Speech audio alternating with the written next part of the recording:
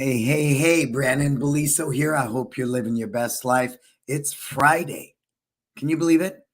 October 20th, 11 a.m. Pacific Standard Time, right here on the West Coast. This is Success Never Sleeps. People ask me, why do you always announce what day and what time it is? Because I want to be aware. I think a big part of my happiness and success is my ability to be in the present moment. And to be in that present moment requires a consciousness. And if you can really be in the present moment, I'm going to serve you better today on this show. We're going to teach better classes. We're going to make better choices, cultivate better ideas. But if I make decisions purely based upon an emotional state from a childhood, right, that was traumatic, I'm going to make bad choices. I'm going to sabotage my success. I learned a lot from that. But in real time today, I choose to behave differently. So that's why I always announce that. Now, I know, right? What a tangent to begin the show with. But I want to give you that because people always ask that question. And everything I do, honestly, is by design. Really, a lot of it's intention unless I'm creating, right? A lot of great ideas come out of the moment and creating. But if I'm not fully present in this moment, my best ideas that come out of nowhere never happen. Never happen. And that's what I think I love about creativity. Creativity is real time. It's in the moment. So if you're creating a new system, if you're designing a new logo, if you're cultivating a new social media post, all of that comes out of creativity that is powerful. So as you come aboard, say hi, tell us who you are. We got a special show today talking about black belt retention, right? A big one in our industry. We got Bob Poole. What's up, Bob? Gold's Martial Arts. Bob is a staple here. And I look forward to seeing Bob here every week. Who else is here? Let us know that you're here. Let us know where you're tuning in from. And tell us the name of the school if you have one or business. I want to thank my sponsors. I got Who to Sa. They are the ones who provide equipment and uniforms for the Olympians in Taekwondo and the Olympics. Market Muscle, Steven Reinstein and the gang. Recently somebody reached out and said, hey, man, Steven dropped Pulse. What's going on? And it was a smart move. A lot of times when you endeavor, especially if it's a web-based, tech-based company, and you endeavor down a path and you decide that, you know what, this isn't a good day. We need to back out. Look at Meta. The metaverse is pretty much on hold as they move down into AI. How many products are half-baked, come out, and then they shelve them, and they're billions of dollars into it? Apple does it all the time. Facebook does it as well. It's a smart move. How many Starbucks open every month and close every month? It's a smart move. So Steven's going to focus more on websites, which is by design what they do best, and eliminate the distraction of Pulse. So I applaud you, Steven, for having that type of gumption. My studio, Tule and the gang. Tu was just on a mission in South Africa, a missionary. And that's amazing when you can sit there and impact the world with the money you make and help people less fortunate. That to me is an earmark of a great company and great people. And that's why I love my studio so much, so much. You won't see them posting pictures of their new, car or home or anything like that, but you will see them silently not posting anything. And he's on a missionary mission. So that's powerful. And I enjoy the fact that we're not only a My Studio client, but Tu's my good friend, and I get to be a brand ambassador for my studio. Kids Love Life Skills. I was talking to a school owner I'm working with in my wisdom program, and we discussed the value of life skills in a martial arts environment. And I know some people think it's just BS. Somebody said, I went to a life school and they couldn't fight the way out of a wet paper bag. Well, try punching your way through a corporate job. Walk into your boss's office, punch him in the face and say, I want a $140,000 raise. Go do it, right? And I think that's the problem. If it's just purely self-defense by itself in a martial arts school, we're going to lose the component, that Zen component. If you come in and all I teach you to do is kick butt, which is the Cobra Kai mentality, which a lot of people embrace and they think it's cool. And that's fine if you believe that's your culture and that's what you want to build your school on. That's the value of the martial arts you want to represent. But I can tell you for us, after 24 years, the balance of the two is really, really important. I was sharing that. I remember, as a kid watching Bruce Lee, and Bruce Lee was a, badass, right? He just kicked your butt. Didn't like you, come to your school and, call us the weak men of China, beat up everybody in the school. And that's how Bruce Lee rolled, right? He was very big. And then along came, Kung Fu, the TV series. And this guy's going, I don't want to fight. And, well, once you walk across the rice paper, you can leave the Shaolin Temple. And I was confused for a while. I'm going, what is this? This guy doesn't want to fight, but if you mess with him, he is just enough to beat you. What is that kind of restraint and control? So I was very conflicted for a while, especially in an environment I grew up in. It was nunchucks, right? Whipping people's butt. And then all of a sudden, this guy's telling me to be passive and only fight if I have to. So to find the balance of that, and long story short, I think is really, really important. Really important. Cool. And then, of course, LC accounting. I was just in Texas, and I want to share that experience with you. So Letitia brought me out to Texas to work with the Carlos Machado Jiu-Jitsu fall training weekend. And that was beautiful. I asked humbly for an audience with Carlos Machado. Oh, there's my camera. Come on, Logitech. There you go, a little better. And I was blessed to go to the gym with him, and we did the Stairmaster, right? 2 60-year-old guys. We did the Stairmaster. We did weights where it was chest day for him. And I said, I'm happy to follow you, sir. And then we ended on the Stairmaster. Then we went and had lunch at a Brazilian steakhouse. And it was just magical for me. It was like 2 old friends picking up where they left off, yet it was my first time physically seeing this man.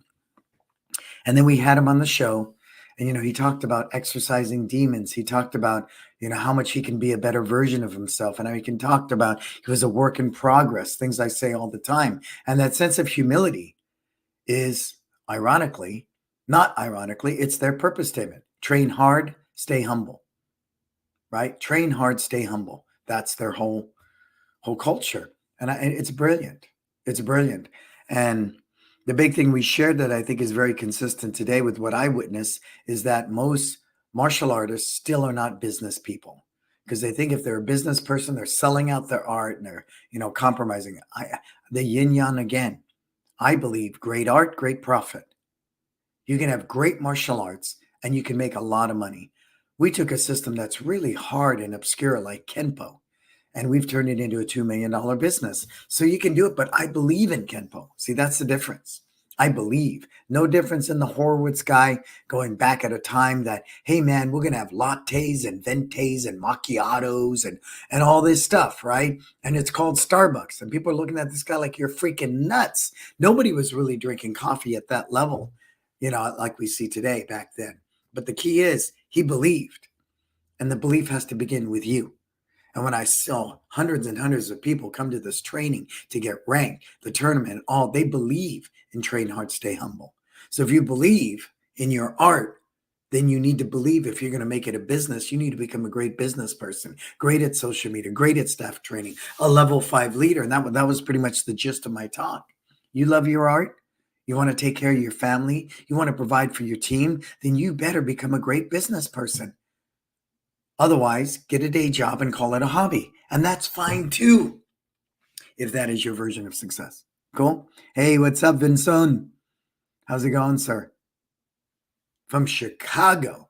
What's happening? Anybody else coming aboard? Say hello. Tell us that you're here. So that was my experience, and I hope to do a lot more. I'll say it publicly.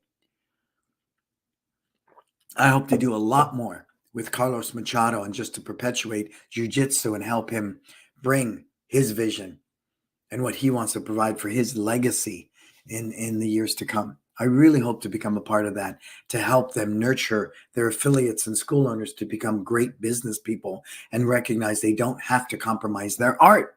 They don't. And everybody believes in their art.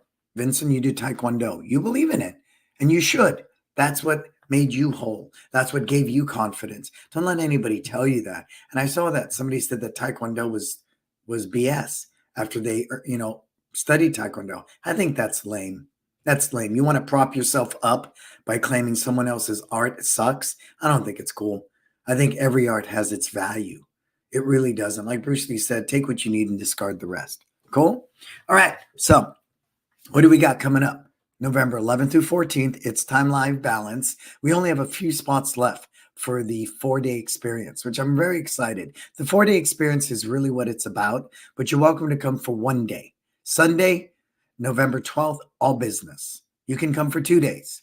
Training on Saturday, observing classes, training and instructors training with Dave Kovar, and you get the business on Sunday, right? 2 days training, business. 4 days, training, business. Monday is all personal development, because I find the biggest albatross, the Achilles heel of the most martial arts school owner is the owner, nobody else. So that personal development day is so vital to that.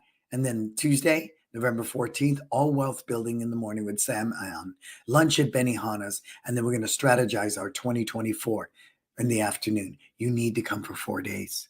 There really is. I mean, there's only like 8 spots left. The link is right there. Marco will put it in there for you. Go to brannonbeliso.com, look under events, or click on that link. We only have about 8 spots left for the 4-day experience. Get signed up now. You are your best investment. Invest in yourself heavily, because it's obvious, right? All right, so let's move forward. So what is today all about? Black belt retention, right? I saw a thread of it at the Disruptors, and it's what inspired me to want to do today's show. I can tell you, for us, we have some of the highest black belt retention that we've ever experienced. Whether, I don't care what anyone else's level of retention is, for us, we're at an all-time high. I sat there yesterday and we were getting ready for a sparring class, or it might have been Tuesday. We had a new parent there that had just finished the white belt class, and she was observing. And I said to this student, how long have you been here? 7 years. How long have you been here? 8 years. How long have you been here? 6 years. And literally this went on for about 30 kids. The average kid had been there anywhere from 5 to 8 or 9 years. And that mom looked at me. She goes, well, why would they do that? And I said right away, if she's asking me that question, what is this mom's perception of a martial arts school? And right away it hit me. It's no different than 6 weeks of soccer. It's no different than the gymnastics class at Little Gym. It's no different than doing swimming classes until you get the rainbow ribbon. So that was the first thing I recognized. We, as a business, really need to be a better storyteller, because if people's perception of us is we're no different than any extracurricular activity like soccer or whatever, very few kids play the elite level. You know, like Braden, once he earned his black belt, he did soccer and basketball. Now he's done basketball very consistently, 5 days a week, school ball as well as club ball for about 2 years, 3 years, I would say. But there's very few like that. They jump from sport to sport to sport to sport. The challenge with that is that those different sports are not promoting it in anything more than a fun extracurricular activity. Number one, if you want somebody to stay after black belt, position your business as an investment. So at least until they go away to college, or they choose to make martial arts their life and become part of your team, they understand this is an investment. Cool? I see other people coming aboard. Hey, are you sharing this with people?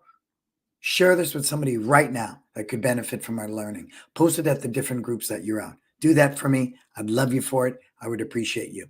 But as you do come aboard, say hi. Tell us who you are, where you're tuning in from. So we don't say membership.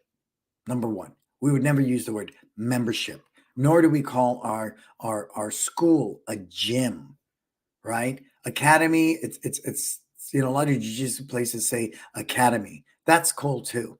The bottom line is, please don't sell yourself as a gym. I know a guy in England, he calls his instructors coaches. Stop that. AYSO coach, which I play, I don't know, a couple bucks for my daughter to play. It's a dad volunteering his time. Nobody is going to pay you premium dollar for that. And nobody is going to invest in that long term. You're just a coach. And I don't mean that derogatory, but it's that perception. So I really want to debunk that perception. When that mom said to me, oh, wow, it was almost odd to her that some kid would spend 7 years in martial arts, 8 years in martial arts, 6 years in martial arts. I thought it was really odd that anybody would choose to do that. But what I recognize, the reason we want to not sell, but we need to really position our business differently as storytellers culturally from the why. Is I need that parent to believe in what we do. Because if that parent believes in what we do, their child, right, who's entitled, their child who lives from a mindset of instant gratification, their child who watches YouTube videos, where if you don't get a 3-second view, it's considered a bad video, right? You can't do a reel longer than 90 seconds. People's attention span is short, and short, and they're distracted by all of it. How many people sit there? I mean, I just got back from Texas. Everybody in the airport staring in their phone. Everybody in line staring in their phone. And they're almost like little zombies, drug addicts. And all they do is stare into their phone. So we're battling that too. And it's really up to us from day one to share. When somebody says to you, how much for your martial arts classes, we say your tuition investment for your child's personal development and future is. Write that down. Your tuition investment for your child's personal development and future is. Then from that point, karate for girls, Ms. Monique. What's happening? Can't wait to see you soon. Once we can do that, and it needs to be in the takeaway, right? When they walk out of your school, it needs to be in all your social media posts. It needs to be on your website. Your consistent messaging needs to be there. I went to a guy's website and it sucked. All stock photos. They used like 4 different programs, karate aerobics and, this and that. And, I'm just, there's no brand. There's no why. There's nothing to believe in. Just a bunch of programs I bought at different conventions that told me this will sell and get you students in your school. Right down to digital marketing. I am not going to work with a digital marketer that simply tells me they're going to get me more people in my school. I will work with a digital marketer that's concerned about my brand, that's concerned about our purpose. And this one digital marketer, so nobody gives a crap. No one gives a crap about you're a 9th degree black belt and you've done Kempo karate since you were a kid. You're a 3rd generation small business. So I said, you know what? I give a crap. I will have an about page. I will have an instructor page because at least people with looking for a place to invest in their child's development will look at those things. I think they're important. They are. And does it equate to 1,000 plus students? I think we're a little below 1,018 today. I looked today, we were like 1,015. But to do that over 2 locations, what I'm sharing with you has legs. I didn't do it for a day. We haven't done it for you. We've done it for 24 years now. 24 years, consistently, other than the pandemic. Cool? So I'm very blessed to that. So that's the first thing from day one. And then the next thing, please stop calling yourself a black belt school. Why? I really believe it positions people that that's the end. Why am I here? Because we're a black belt school. Black belt mindset, black belt mentality. Great. I got a black belt. I've learned everything. I'm out of here. Oh, God, I love that. Hey, wow, look at that. Where did that come from, Marco? Let me try it again. Does it do it when I do thumbs up? Whoa. Is that a new effect at StreamYard? Wow. What about if I go like this? Oh, nothing happens. Okay. So I think that's the other challenge. You call yourself a black belt school. They think it's the end all be all. Plus, you have this big, and I get a lot of confusion with this because you know me.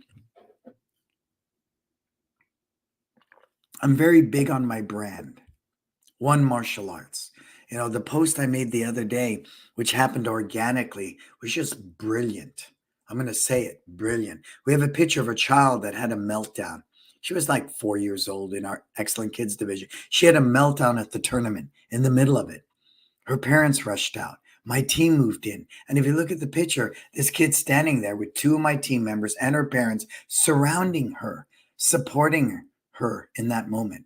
That I just was in awe.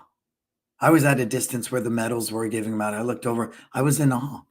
That is a culmination of a culture. That is us behaving as one. That is a group of people helping this child live her best life. So at our black belt graduations, it's a freaking folding table and a folding chair. That's it. No pomp, no circumstance, no freaking slideshow, no explosions, no big extravaganza or extravaganza, as people like to say. It is what it is, man. When you take the bar exam or anything else, nobody's sitting there waving signs or going, go, Billy, or any of it. So I got pushback and I said, what do you want me to do? Should I have a gold throne and I sit on it with a big old gold belt and, all the rest? No, we really make the black belt test another day at the office. Another day at the office, please, because I'll never experience that again. So your first degree, second degree, third degree, unless you fly them to a mountaintop, right? And they get to meet their hero. Anything less than what you did at that black belt extravaganza is done. So you want to know why you have no black belt retention? Because you do this big to-do, this huge black belt extravaganza, and you're done. That's why when people graduate from college, right, they move into the workforce. So they figure, I'm done. What's next in my life, right? ROTC, go play soccer, what, right? But for me and my kids, I made it very clear. Once you're in a black belt, what do you want to do? My father gave me no choice.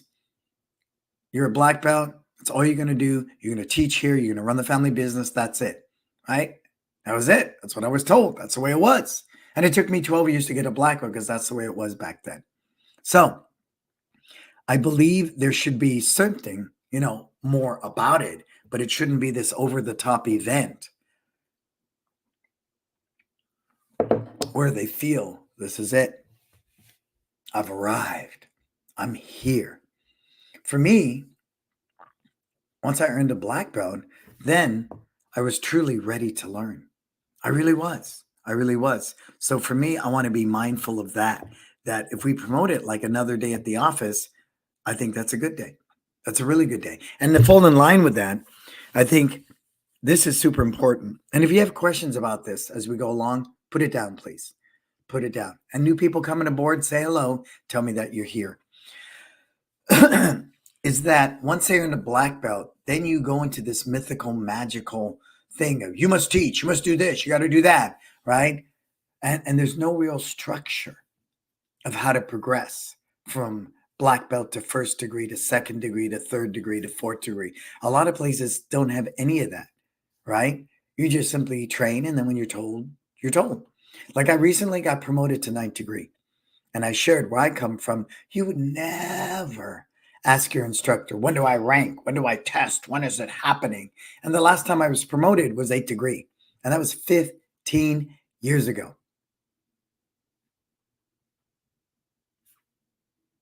So I think there needs to be a balance with that. Why am I going to want to stay there after black belt if there's some type of structure?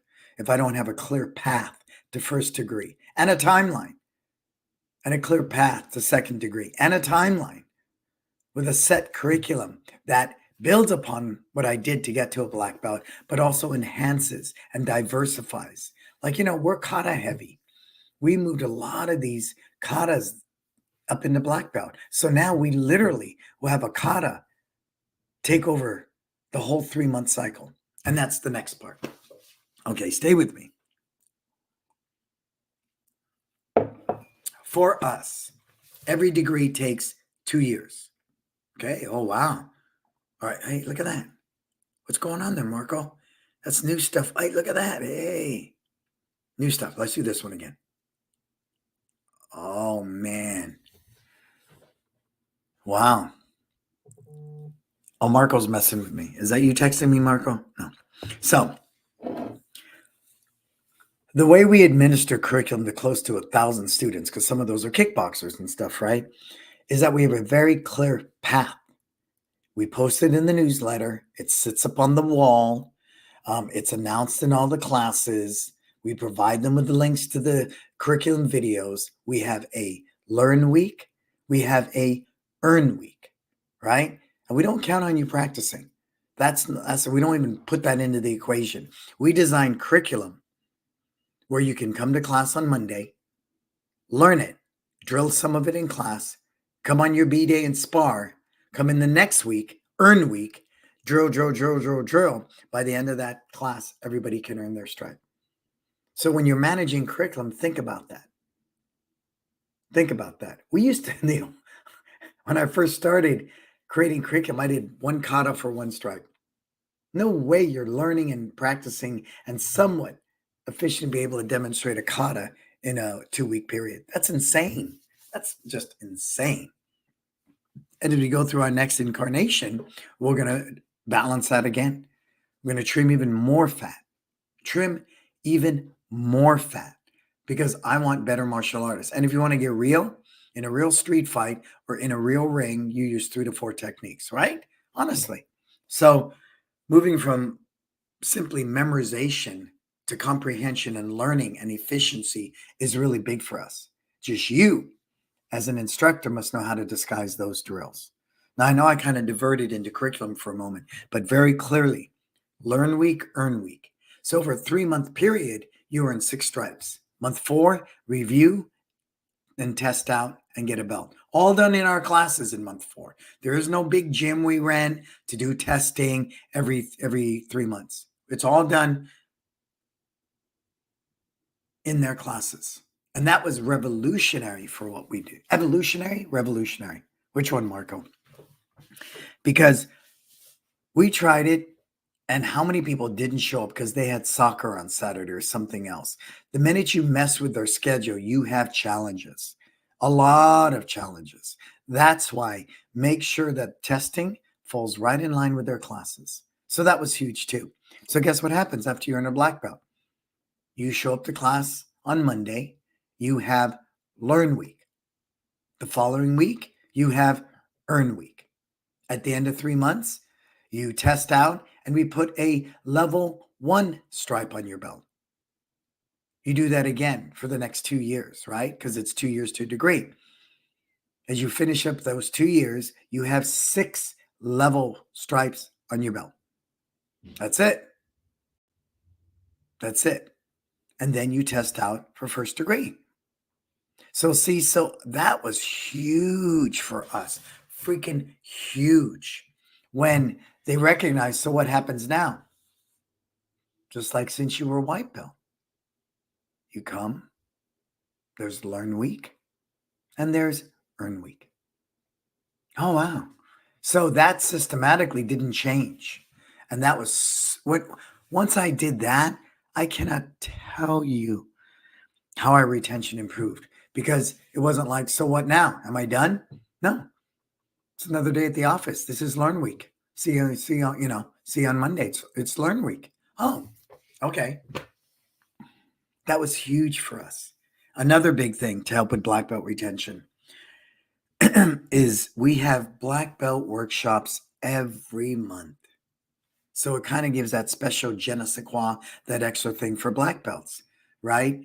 And it's not an upgrade. It's added value. Listen to me, added value. Oh, you're a black belt.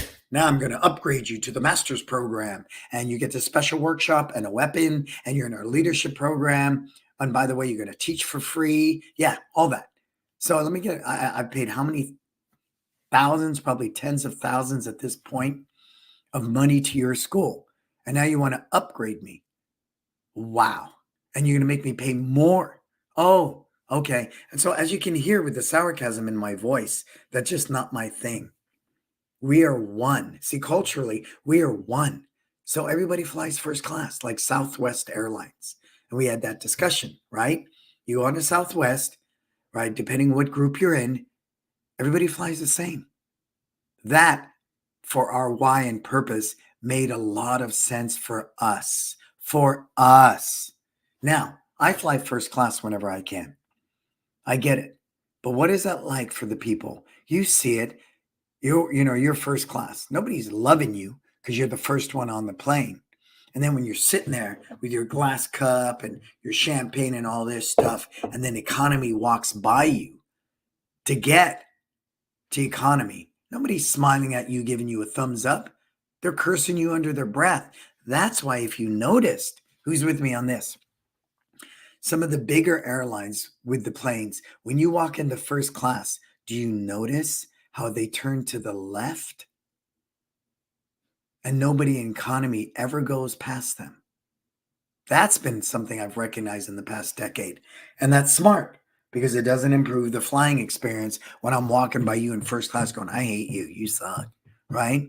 So creating that environment of added value now without charging them more has been huge for our retention.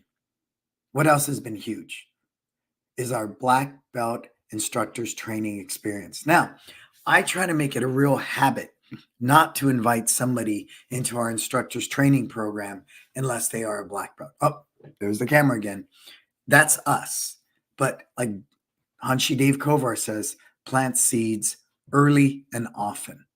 Early and often. So if I see a rock star, orange belt, whatever, potentially, as long as it doesn't mess with their journey and their training, we might rarely invite somebody into it. But we find it's almost like, now you've got the magical training. You get to be in the instructor's training experience. Do we charge an upgrade? No, we do not charge an upgrade for that. They're invited. They commit to volunteering 1 hour a week assisting in a class. That's it. That's it. That's it. That's it.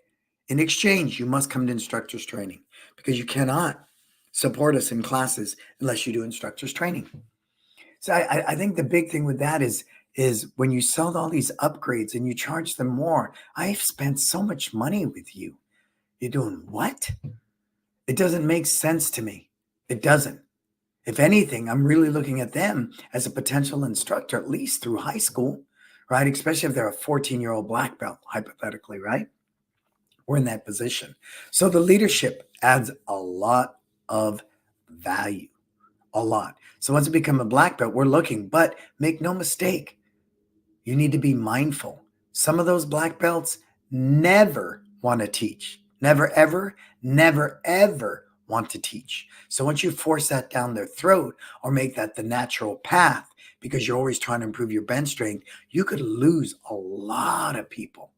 Okay? So please, when we bring somebody into our instructors training experience, there's a letter inviting them, but we state very clearly what the conditions are. And if they can't meet those needs, we say, hey, it's another day at the office. We'll just see you on Tuesday and we'll keep training, right? That simple. No guilt. No, you must. None of it. Hey, what's up, Courtney? I hope everything's going great at Zenith. Still working on my voice there, Marco. Still getting it back. As I shared to Marco, I'm back to teaching 2 days a week. And my voice has been thrashed, But now with that, I picked up a couple of wisdom clients. So I'm still still using my voice. Just got to rest it in between beats. So that's a big one too. So once I become a black belt, if you're adding value without adding cost to them, that is huge for retention. Huge. And that's why I think we have a unique opportunity curriculum-wise, right? The product they're paying for to also diversify, right? And add jujitsu or whatever floats your boat. I do Filipino fighting arts, so we're going to go a little more Arnis heavy, right? Because we're revamping first degree, second degree, third degree. And some of these long katas, if you know Kenpo, we have katas that are 200-300 moves. So we'll take a kata and spread it over 3 months. And that's all they're doing. But we really go deep on how we can take this art of a kata and apply a bunkai to it and, adapt the move so it's reality based. So we're doing that as well. So even though we spread a kata over 3 months, they go deeper than they did from white to black. They're not just learning a form. They're really learning the nuances, the application. And that's by design. By design. We can take one move in a 4-move sequence and have them apply it to a pad. We can take 3 moves that looked like it would never work in the street, never, ever, never work in the street. And by simply adapting it, it now becomes practical. And then they get a whole higher level, a newer meaning of a kata they fundamentally learned from white to black that was simply, here's the move, do the move, demonstrate it proficiently, and you earn the stripe. So the mindset of learning katas at black belt level changes, and the moves are much more sophisticated. So as I look at it, because I'm always looking at black belt retention, improving that, that I want to incorporate curriculum that's not way, way, way, way, way out of our wheelhouse, but curriculum that truly augments what we do.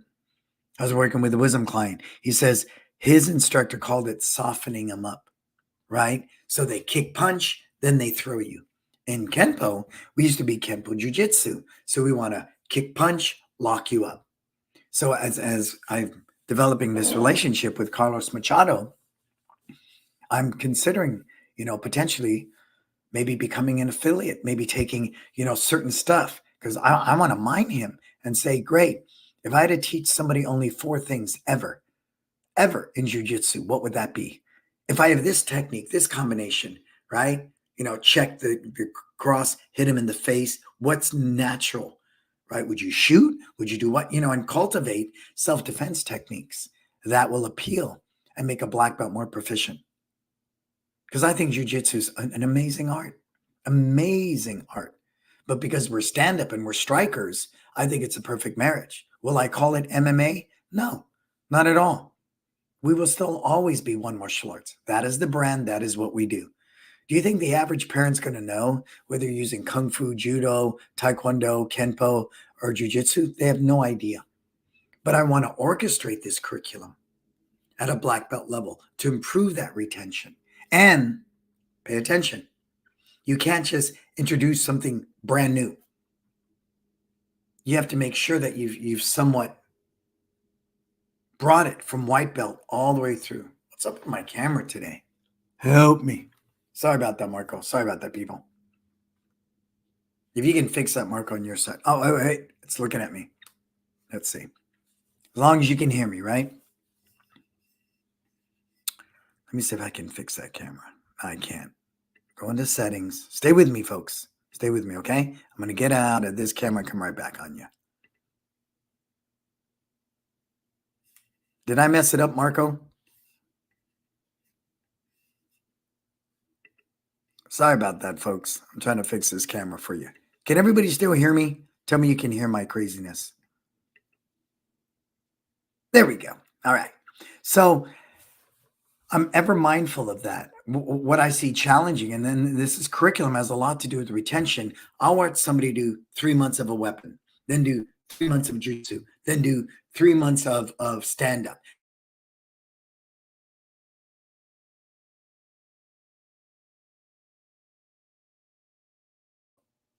Am I okay, Marco? Tell me, somebody. Am I good? Am I good? Sorry about that. I just want to fix that camera. Put it in the comments. Are we still with me? Oh, wait. Marco put something. Now you are one.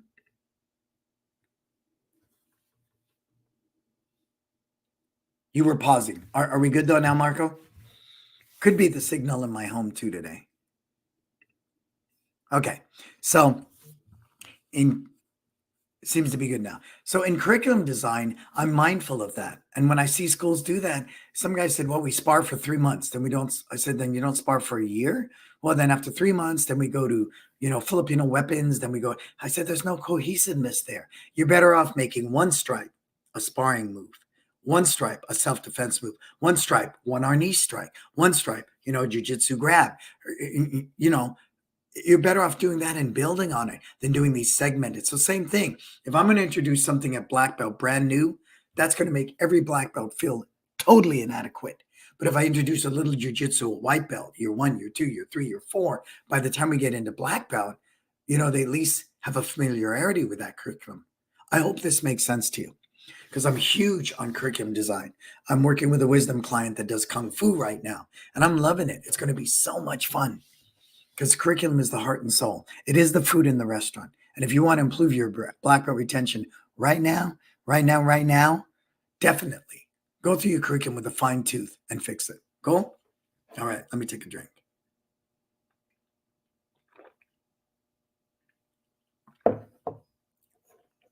So, what have we learned today so far? Stop calling it a black belt school. They think it's the end. They think it's the end of everything that you do. 2, considering toning down that extravaganza. Make it just like another belt testing, right? Move them, get it done, do it right. We'd use an embroidered belt. We give them a certificate that's in a wooden frame. So it's upgraded there. And the experience is you test all day long. You're not testing over a 1 month period in class. It has a whole different vibe.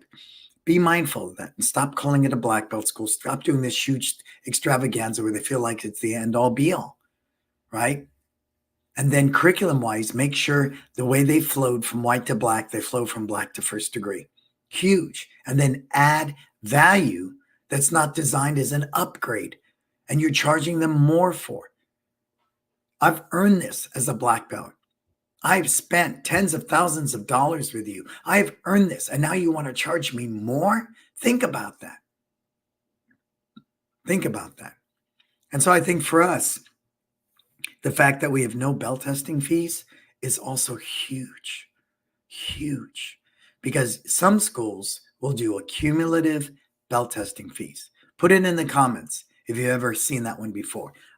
The first belt is 25, next belt is 35, next belt 50. So by the time they test for black belt, and you can vouch for this, back me up, because I don't pay belt testing fees. I never have. I didn't pay for this 9th degree. I earned it through my devotion to the martial arts. I have never paid anybody for a belt in my life. Ever, ever, ever, ever. And I think that brings another mystique.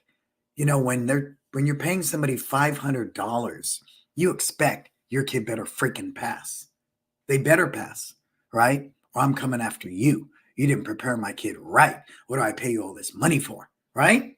On and on, on and on. So I think the magic when they earn a black belt, the fact that they don't pay us a dime.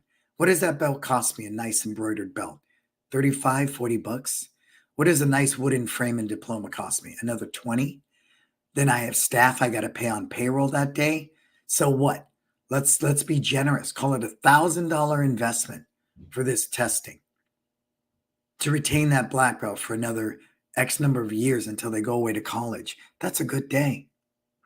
But if I'm paying you $500 for black belt and it's been an accumulative belt testing fee, what am I thinking moving forward? Put it in the comments. What am I thinking moving forward? Somebody. Come on, give it to me. What am I thinking moving forward after I just paid you $500 for black belt? Go.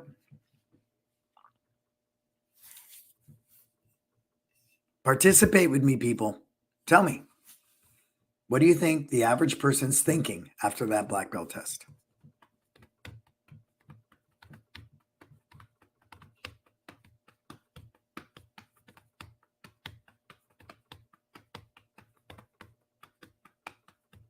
Nobody? Nobody has a comment to that? Come on now. Help me out, folks.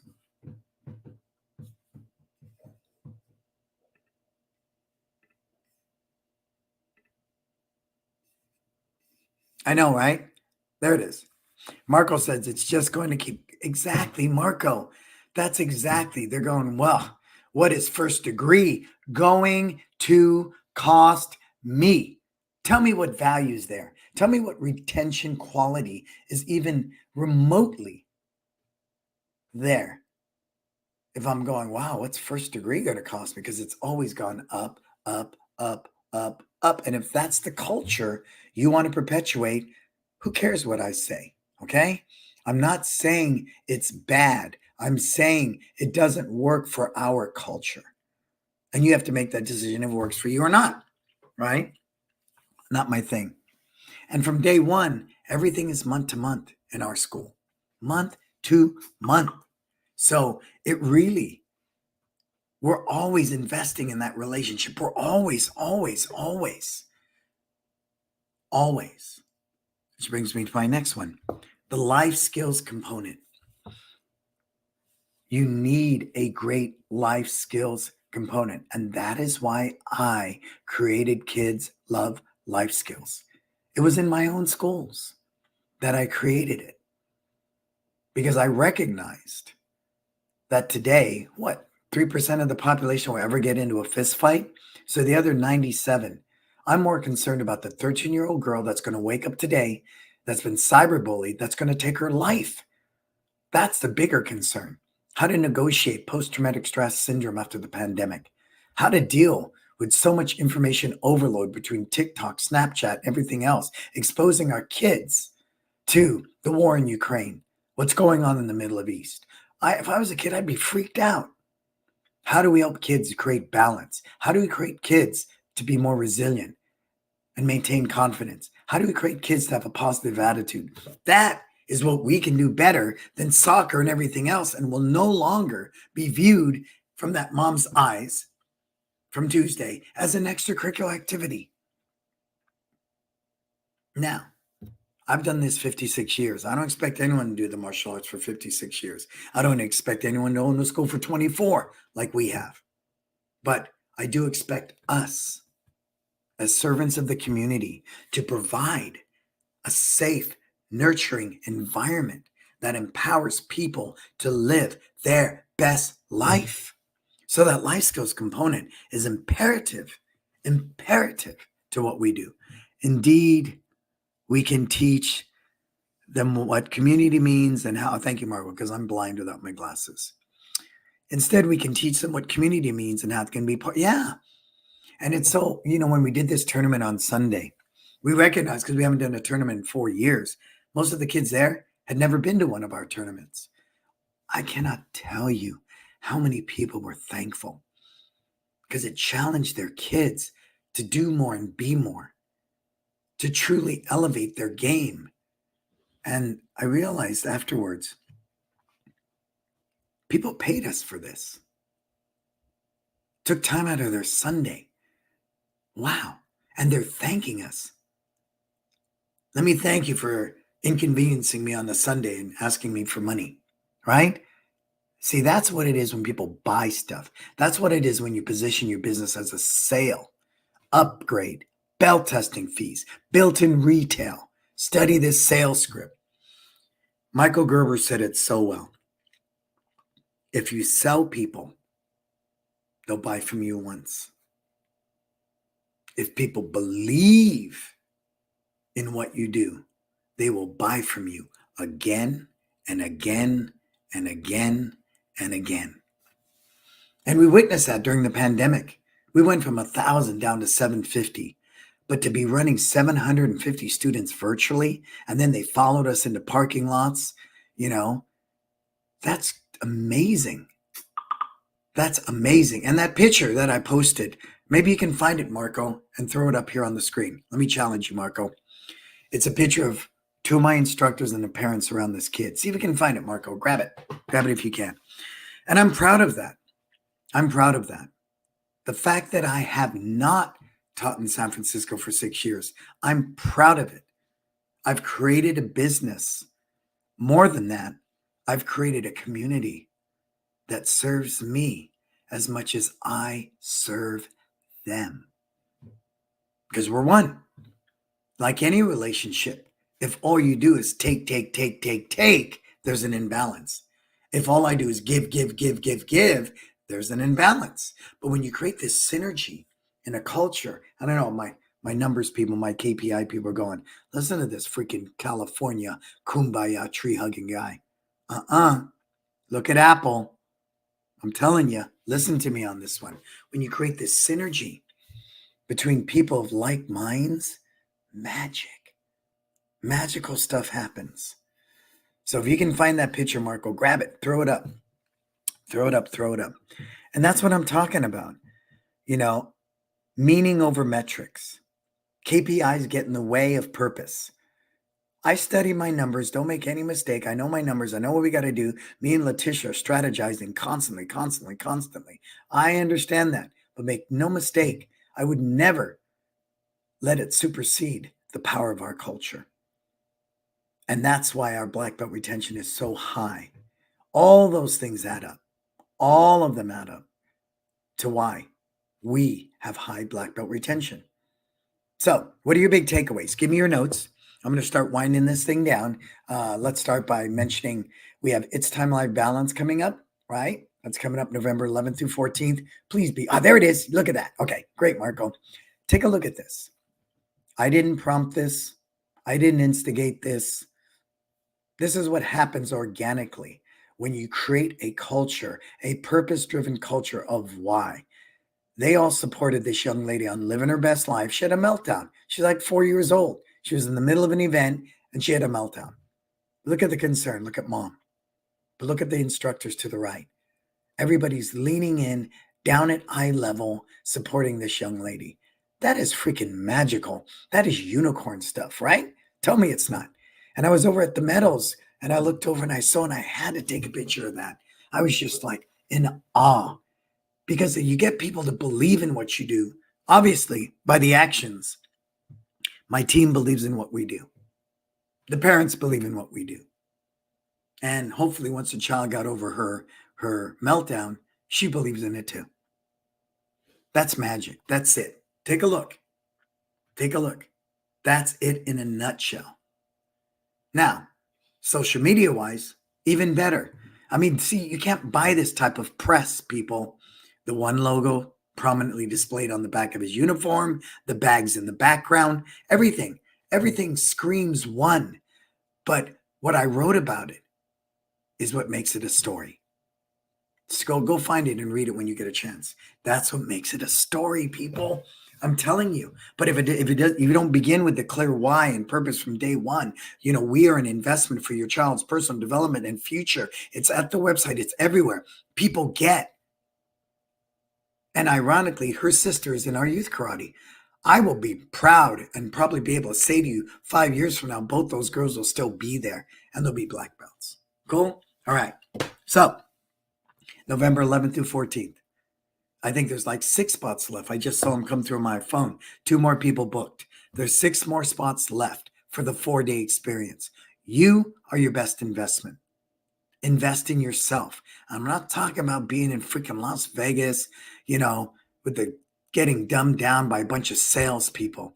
I'm talking about a heartfelt in the school. And Marco inspired me on that. I was going to move it to a bigger location, make it cheap so people can all fly in and do that song and dance. Marco said, no, keep it in the school. And I get it because the original concept was I'm born on the mat. I live here. I deal this. Let people come experience our culture while they're learning. 4 days, 6 spots left. Kovar, me, Terry Lee, Sam On, Adam Lodi. If you can only come for 1 day, all business on Sunday. 2 days, training in business. 4 days, training, business, personal development, wealth building, and strategizing for 2024. 6 spots left. You got to be there. Cool? All right. So what questions you got? Put them in. What questions do you have about black belt retention? Anybody?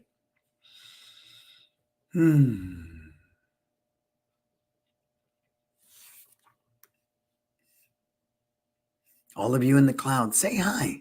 It's so odd to me. When I was in Texas, somebody came up to me and they said, I've been following you for years.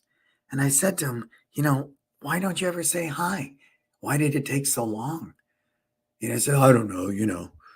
And I said, wow, that's amazing. Watches the show, has seen me speak, watches my YouTube stuff, follows me at Instagram, the whole 9 yards. Yet, didn't connect.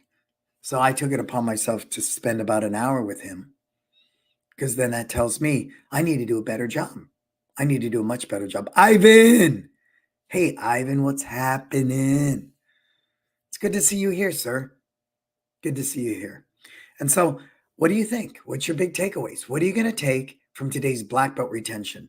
What resonates with your core values? What resonates with your purpose that you're going to take and apply? Anybody? Go. Put it in there. And so for me, I can always do and be better. And when he said to me, I've been following you for years, but he'd never really connected until he saw me in person, means I want to be more accessible. I need to be more accessible for people, right? Well, you can't lead a horse to water, but you can't make him drink. Well, maybe I should bring the water to the horse and he'd be more inclined to drink it. Maybe. I don't know. But if we ever just resolve as level 5 leaders, if we ever just simply resolve to cliches, You can lead a horse to water, but you can't make him drink. Then we're always going to be short. Well, I'm short anyways, but I'm a short guy. We'll always be short of the mark. We'll always miss really serving people at that higher level. And that's why I love about working with tech companies. It's never, we don't do it that way. That's not the way it's done. That won't work here. I can't tell you how often I hear that and I just want to, stick a needle in my eye. What I love about working with tech people, I always get this, well, how do we do that? Let's figure that out. What if, right? What if? Because tech is so cutting edge. Tech is so forward thinking. And our albatross is we are not forward thinkers because we think if we're forward thinkers that we're compromising our art. No, we're not. I'm saying be a forward thinker in business. Be a forward thinker in technology. Be a forward thinker in level 5 leadership. Be a forward thinker in becoming a great business person. I didn't say compromise your art. Be a forward thinking in curriculum administration, how to administer it to people, to grow and scale and monetize your school. But I didn't say compromise your art. I know we haven't. And I know that with my heart and soul, we have not. We have not. And that's a big part of our black belt retention. Do you want to take 3 giant steps to the top of the mountain or 100 little ones? Well, 100 little ones are more manageable. A 1,000-mile journey begins with a single step. I grew up with 5 belts, 1 belt every 2 years if you're lucky. Took me 12 years to get a black belt, remember? Okay. So it's very clear. Short-term goal, earn a stripe. Mid-term goal, earn your next belt. Long-term goal, earn your black belt. Lifetime goal, make martial arts your lifestyle. Incrementally in that order. Because you can't ask a white belt to be a black belt. You can't ask a white belt to commit their life to martial arts training. It's just not even reasonable by any sorts of the means. It's overwhelming. So imagine on day 1, that white belt walks in. We are a black belt school. Your goal is black belt. Hey, man, my kid just needs a little focus here. Can you chill and dial that stuff back a bit, right? Even worse, we're a black belt school here, 1-year contract. That's it. We teach commitment. You must sign on. It's like, man, chill. This is not even a first date, right? So think about all of your practices from white to black belt, and you're going to find the holes in your game as to why your black belt retention is so poor. The writing's on the wall. You don't need me to tell you that. You just need to open your mind and empty your cup and really, really from a sense of humility and the mindset I can do and be better. Look at your process from day 1 through black belt and ask yourself, why are people leaving? Why are people quitting? Cool? All right. So, hey, let's thank our sponsors, Marco. Tucson, Market Muscles, My Studio, Kids Love Life Skills, LC Accounting. I use all of these companies. They are pillars in my business. They support our why. They get our why. And they're a huge reason why we're at 1,015 students and we'll do $2 million this year. Cool? All right. So I hope you've got a lot out of today's show. Every time I get a chance to review our black belt retention, to teach something is to learn it twice. I can think of 3 things I'm going to go do better right now. 1, make our black belt instructors' experience more accessible. Let's get more people on board. 2, really define first degree, second degree, third degree with curriculum videos. We have no videos for that because I was of the mindset, this is your video. At some point, you got to stop relying upon YouTube videos. But I get it. It needs to be done. It really does. It really does. So I will. And that's my commitment in 2024. It didn't happen in 2023 because we had a bunch of people down. And I've been teaching a lot. But it's allowed me to go deeper on the curriculum and make even more changes. We will do those videos. Absolutely. And then 3 is to make sure that whatever we're cultivating from black belt moving forward is not only relevant, but it trickles down to day 1 into white belt. I'm not magically going to throw in jujitsu at black belt and start them off as a white belt. They will be exposed to it from white belt, year 1, year 2, year 3, year 4. So it's a continuation. So they value earning a black belt, but when the day's done, it's just one milestone in your training. Not the end all be all. Just one. Cool? All right. So I look forward to seeing a lot of you for It's Time Life Balance, November 11th to 14th. Please subscribe to my YouTube channel. You'll find Success Never Sleeps there. Subscribe to my podcast, Success Never Sleeps in Mindful Meditations. Oh, my voice is almost gone. Follow me at Instagram. And for everything else, go to brannonbeliso.com. Until we talk again, please, what are you going to go out there and do? Me. Live your best life.